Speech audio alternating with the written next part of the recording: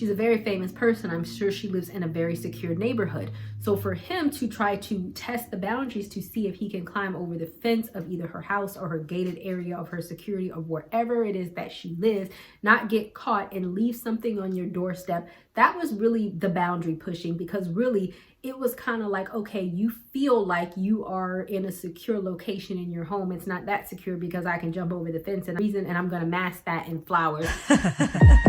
Dedication, preservation, take a look inside, do your salvation, do every good word, it takes patience, like a butterfly, transformation. Guys, Sophie here, and I'm back with another video. If you are new, then don't forget to subscribe, and don't forget to like, don't forget to share this video.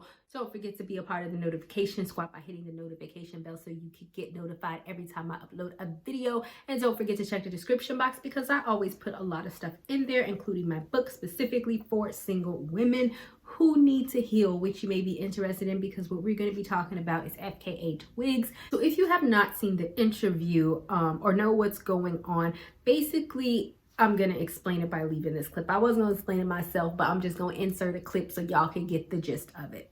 She says that their relationship was filled with verbal, emotional, and physical abuse. In December, she filed a civil suit against him, accusing him of sexual battery, assault, and intentional infliction of emotional distress. All right, so here's what I'm going to say about Shia Labeouf. Shia Labeouf is a very extreme example of, you know, somebody who has problems, obviously, but there are characteristics about him that I feel like many men that you do not need to date, that you specifically need to stay away from, actually exhibit some of these symptoms. And I think that we're going to, well, I don't think, I know, because I'm the one talking about it. I know that now currently we're going to talk about it, because I've always talked about red flags on my channel. I even have a video about how to spot the red flags on the first date. And I personally think that it's important, the more that we are able to notify, get these red flags, then we could just leave, and don't be afraid to let go. Because one thing that I said about FKA Twigs on my Instagram post, which I will show it now, and if you don't follow me on Instagram, do that. I think that everybody needs to watch this interview, y'all, with FKA Twigs, and she's talking about Shia Labeouf. What she speaks about, especially in the beginning of this interview, are subtle flags that men like him do, that women might think, oh, he's just expressing his love, or he's just so cute, like climbing over her fence to deliver flowers. But basically, like she said, he's just testing your boundaries, and they will continue to push and test until you're getting abused and you're wondering how the freak you got here.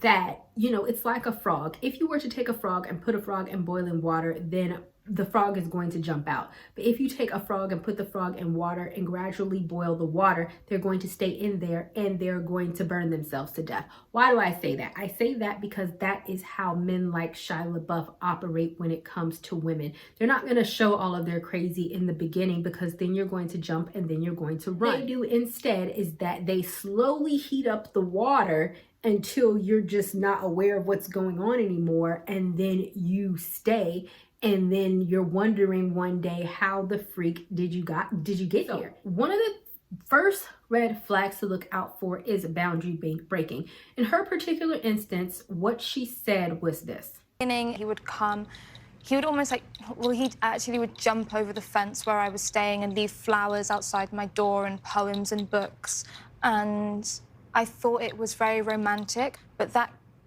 quickly changed. You know, I understand now that that's testing your boundaries. Instead of me thinking, oh, you know, that's nice to have flowers outside my door, now I think that's inappropriate to jump over the fence of where I'm living. That's breaking a boundary, but it didn't stop there. Now, here's what I'm going to say about that, is that, you know, since I don't live in like a gated community, if a guy was to leave flowers on my doorstep, I wouldn't necessarily be super shocked. But what she said remains true in terms of boundaries. She's a very famous person. I'm sure she lives in a very secure neighborhood. So for him to try to test the boundaries to see if he can climb over the fence of either her house or her gated area of her security of wherever it is that she lives, not get caught and leave something on your doorstep, that was really the boundary pushing. Because really, it was kind of like, okay, you feel like you are in a secure location in your home. It's not that secure because I can jump over the fence and I can give it to you. And the reason, and I'm going to mask that in flowers to try to say, oh, here's a gift, when really subconsciously he was showing her like, yeah, you're not that safe. I can get over these security parameters that you have in place for yourself, and I can still get to you. And I think that that's important for us to realize as women what a man is saying. It wasn't just the flowers. It was the, no, I'm all up in your space and there's nothing that you can do to keep me away. Watch, right? And so as women, you know, what you need to realize, and this is something that I had I had seen personally with the guy that I was dating, and it was a red flag, and he had shown me some red flags, but like I said, it's like that frog. And so these little tiny red flags, it was like, okay, yeah, these are tiny red flags, but these are not a lot. But then this particular red flag, when I was in his car one time and my key to my car was very loose. And so when I was putting my keys in my pocket, my car key fell off onto his floor, and I didn't know. I had 2 sets of car keys. So then when I was getting ready to drive my car, I was like, I'm missing my other set of keys because it had a fob on it, like to unlock. So then I text him, and at first he says no, which I knew was a lie. You have my keys. He lied.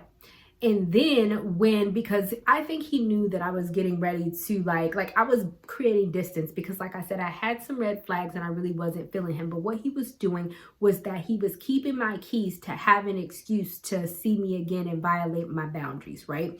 So then he played this game with my keys this whole time. Then I was like, you know what? I'm not going to talk to him anymore. That's just what I said in my head. And then all of a sudden, when I stopped talking to him, magically my keys show up in your car that he just so happened to take a picture of and send them to me. You knew my keys was there the whole time. So then he was like, well, I could just go in your car. No, you're not going in my car. I could just show up at your house, because no, you're not doing that. So then when he finally gave me my keys, I opened the door, I got the keys, and I shut it and I locked it. And he was very pissed off but you have to understand, situations like that are boundary pushing. How does he know that like I didn't have to have another keymate or whatever? You are keeping my keys intentionally to have a way to either get inside of my home, my house, or something to that effect. And now when I asked you about it, you lied about it, because low-key you wanted to have some weird way to control me. And only when you saw me saying, you know what, I don't have time for this, and walking away, did you now dangle my keys over my head as a way. No. See, those are red flags. And it's like, was it violent? No, it wasn't violent, but it's a lot of hoops to go through and a lot of games to play with somebody that symbolizes that this person has a control problem. And see, that's what women need to be more aware of when dealing with men, and not just think that every gesture is super sweet or it's just an accident or whatever. Look behind the reason of what they're doing, right?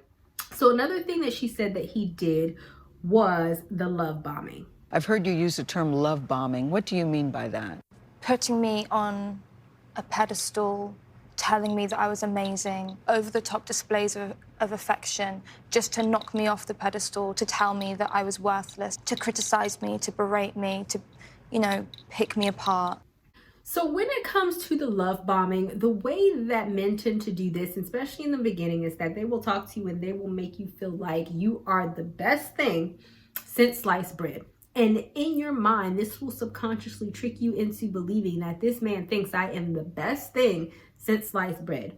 That way, when they start talking crazy to you and tearing you down, you in your mind start to say to yourself, oh, well, you know, it must be true, because I remember when he said that I was the best thing since sliced bread. And since he thought I was so awesome now, he can't possibly be lying to me now. So, you know, him saying that I suck, that I'm fat, that I'm ugly, or whatever the case may be, must obviously be true, because just, 2 weeks ago, he was telling me how fabulous my body was. But all of that is a technique, because they want to use their words as a way to validate you.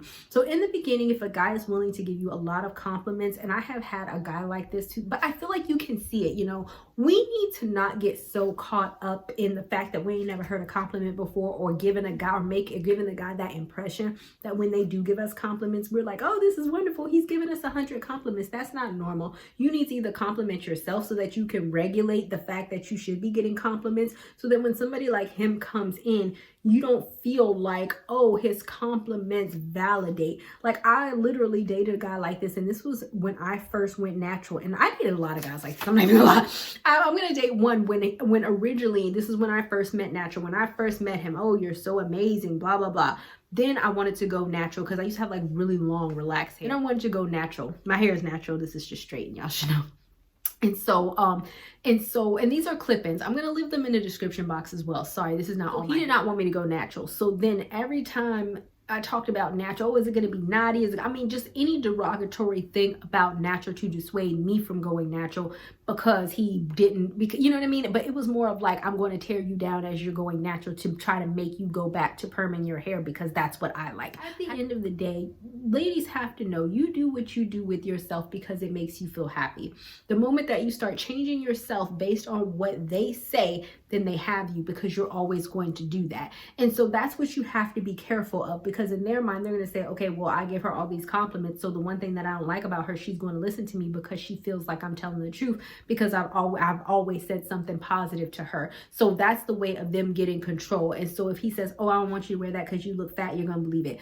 Oh, I don't like that makeup on you because it makes you look unattractive. You need to do, you're going to believe it. And then you're just going to be changing into the person that he wants you to be, even though it isn't true. And you're always going to be chasing his validation, even though in the beginning he only validated you, and probably towards the middle and the end of the relationship is tearing you down. You're still going to revert back to, oh, well, he only means the best for me because look at how awesome he said that I am. And I know he just wants to tell me these things in order to improve me. But then you're going to be like an eating disorder. Your hair is going to be all what color he wants. You're just going to be the doll that he wants you to be, because whenever he says something, you're going to transform yourself into that, right? I remember after that weekend, going back to where I was staying and looking at myself in the mirror, one side of me was like completely black.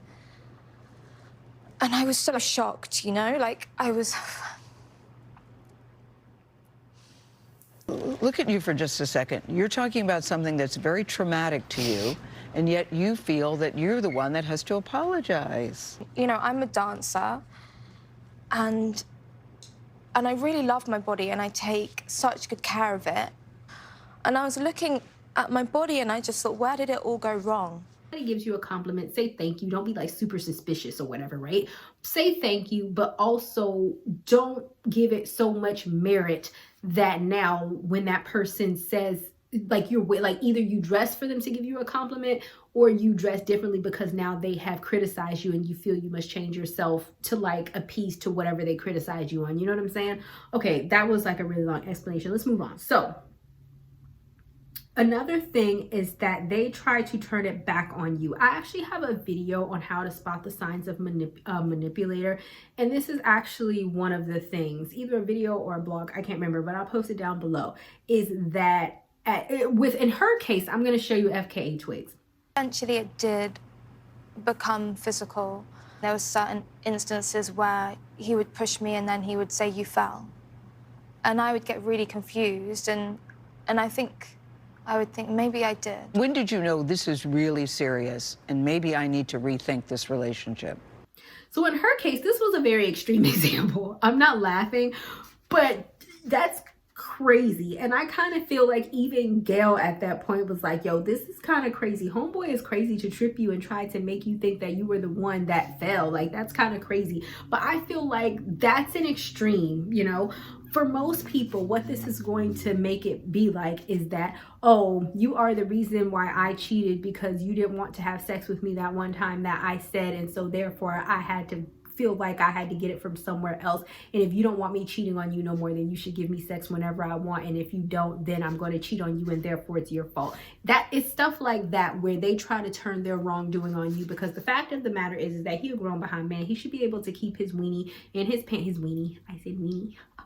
He should be able to keep his peen in his pants as a grown behind person, simply because that's what you do as a man, and you grown and you control yourself. The fact that he cheats, which I have a video on the type of men that cheat, I'm gonna leave that in the link. I'm gonna leave that down below.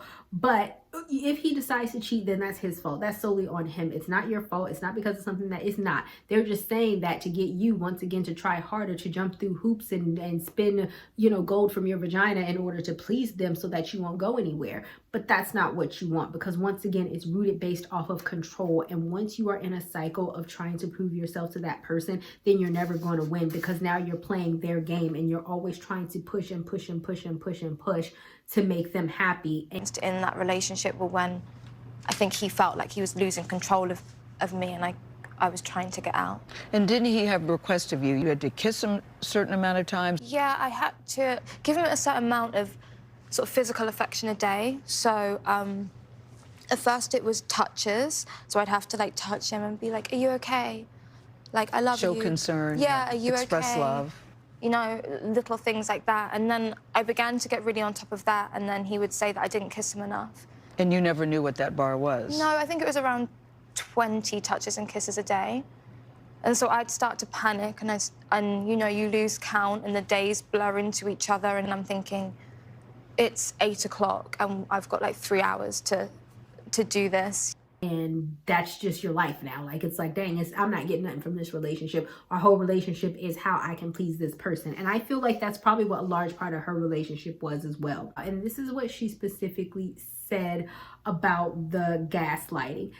Abusers use gaslighting, which is where like somebody minimizes your experience. It's like altering your narrative and not listening to you and denying your experience. And so when we talk about minimalizing the things that you've been through, I feel like this can come, once again, for her, this was a extreme, he was just very extreme in terms of like, oh, did you trip? Did you, that was just kind of extreme. But I feel like in an everyday situation, this could be like, oh my goodness, I was in a car accident, and you're calling your man because you're freaked out, and he tries to tell you, well, it really wasn't that traumatic. It really wasn't that bad. And your car's like flipped over in a ditch, and he's trying to tell you that you're being dramatic or hysterical or something crazy, when obviously we know that's not the case. It was a serious accident. But stuff like that will start to make you think like, wow, am I a drama queen? Am I over dramatic because I freaked out about this one thing? And then once again, it will have you changing how, like, oh, I can't say, like, he might be like,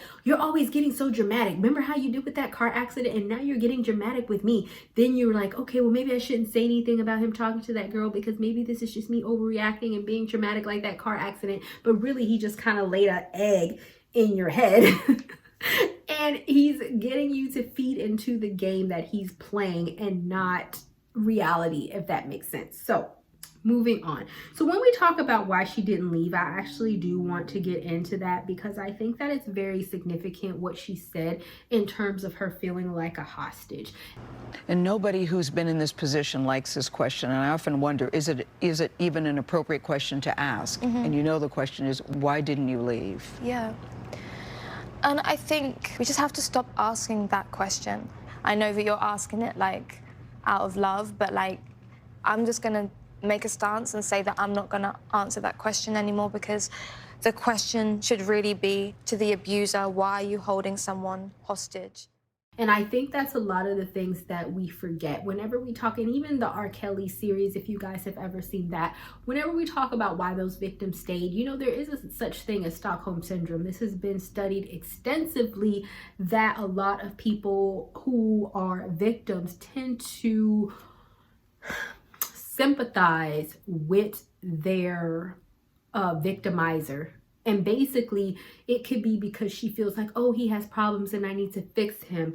Oh, he really loves me, or oh, whatever you say to yourself. But you have to understand, it's like that frog. It's like we said that, once you get to that point, you don't even know what is real and what is fake, right? Have you guys ever been in such a toxic relationship? I know I have. I've talked about it before. The situations with my son's father. I think that when I look back now, I wonder, how did that happen? How did I stay in such a crazy and toxic situation for so long and did not even realize that it was toxic? And I think because it was this good mixed with, it was like, oh, coming in at first with some good stuff, and then, you know, it was some romantic and then it was some intimate type of stuff, but then it was something crazy, but then we would have these wonderful moments, and then it was crazy again, and then it was wonderful moments, and then when it came to just all of the crazy and there was no longer any wonderful moments, it was just 100% crazy, I always felt like I was waiting for the dial to turn, like, okay, well, we're gonna get to good moments because this is how we roll, when really that's it was no good moments. By that time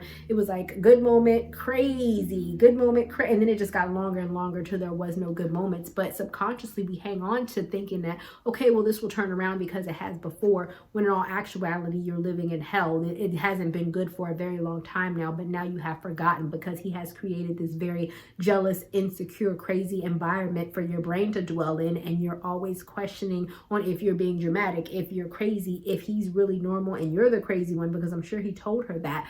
And all of these things is what keeps us in relationships. And sometimes some of us think that, oh, I can save him, he loves me so much that I'm the one that can do or change this about him, when really you can't. You know, this is him, and if he wants to change, he needs to do that. You don't need to be the catalyst to change anybody if they got some problems. Matter of fact, even if they don't got problems, you don't need to be the catalyst to change anybody. People change based on the fact that they want to change. And if you don't recognize the signs earlier on, trust me, this is how a lot of people end up in abusive and crazy situations, because all of a sudden it is too late, and then they're like, how did I get here? But it was a slow and steady progression of all of these things. And now you're in this cycle of crazy, and then by the time you wake up, you feel like, how am I going to get out, right? So that's why it's important to pay attention to even the minute red flags, and I feel like these are what they were. So if you like this video, don't forget to give me a big thumbs up. I'm trying to chase the sun. That's why I'm like super awkward with it. I'm like, ugh. All right, so give me a big thumbs up. Don't forget to like this video. Don't forget to share this video. Don't forget to subscribe, and I will see you guys another day, another time. Bye, guys. Not ready for the show to end? It doesn't have to. You can head over to my site where you can read hundreds of articles. And also you can feel free to shop my store where I have all of my products for sale. And last but not least, for even more video content, feel free to visit my YouTube channel where I talk about a wide array of content. Thank you guys so much for tuning in, and until next time, stay blessed. Like a butterfly.